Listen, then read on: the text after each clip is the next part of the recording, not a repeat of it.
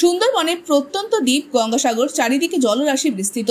এই দ্বীপ ক্রমাগত ভাঙনের ফলে একটু একটু করে সমুদ্র ও নদী গর্ভে বিলীন হতে বসেছে।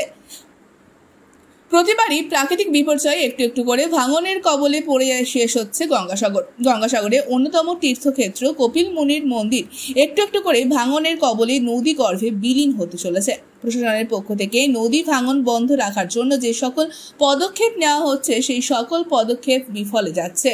সম্প্রতি ঘূর্ণিঝড় শক্তিতে গঙ্গাসাগরের সমুদ্র সৈকতে বেশ কিছু জায়গায় নদী বাঁধ ভেঙে গিয়েছে। এমনকি তীর্থক্ষেত্র কপিল মুনি মন্দিরের সামনে যে সমুদ্র বাঁধ রয়েছে সেই সমুদ্র বাঁধেও ফাটল দেখা দিয়েছিল।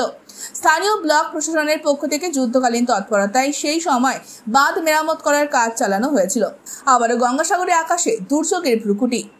অমাবস্যার কোটাল এবং ফারাক্কার বিভিন্ন জলাধার থেকে জল ছাড়ার ফলে সমুদ্রের জলস্তর বৃদ্ধি পেয়েছে। অমাবস্যার কোটালের জেরে আরো জলস্তর বৃদ্ধি হবে সমুদ্রে এবং সমুদ্র জলস্তর বৃদ্ধি হলে কপিল মুনি মন্দির প্রাঙ্গণ চত্বর প্লাবিত হয়ে যাবে। ক্ষতিগ্রস্ত হবে গঙ্গাসাগরের ব্যবসায়ীদের জীবন। বঙ্গোপসাগরে নতুন করে তৈরি হয়েছে নিম্নচাপ। যদি অমাবস্যা আর নিম্নচাপের জোড়া ফলা একসঙ্গে আঘাত আনে গঙ্গাসাগরে, তাহলে মাটির নদী বাঁধ সাগরের রুদ্র মূর্তির হাত থেকে এলাকাবাসীও গঙ্গাসাগরের কপিল মুনির মন্দিরকে রক্ষা করতে পারবে না। এই পরিস্থিতিতে আতঙ্কিত হয়ে পড়েছেন গঙ্গাসাগরের কপিল মুনির মন্দির প্রাঙ্গণের ব্যবসায়ী থেকে শুরু করে এলাকার মানুষজনরা প্রত্যেকে। বলবো কি, চিরকাল একই খেলা চলছে। ঠিক বৃষ্টির সময় কোটালের আগে টাকা কিছু অ্যালটমেন্ট হবে, সেই টাকা হাবিস করার জন্য কাজ হবে, যে কাজ ও কাজের সামিল। আমি বলছি এই টাকা খাওয়া মারা, টিএমসি মানে টাকা মারা কোম্পানি, তাদের যে সমস্ত কাজ টাকা মারা ছাড়া অন্য কোনো কাজ করবে না।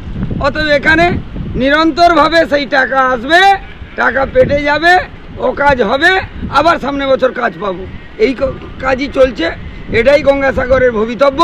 গঙ্গাসাগর আগামী দিনে থাকবে কিনা সেটাই একটা বড় প্রশ্ন চিহ্ন। Report NN news. আরও খবরের আপডেট পেতে সাবস্ক্রাইব করুন আমাদের ইউটিউব চ্যানেলটি আর বেল আইকনে ক্লিক করুন নোটিফিকেশনস পেতে।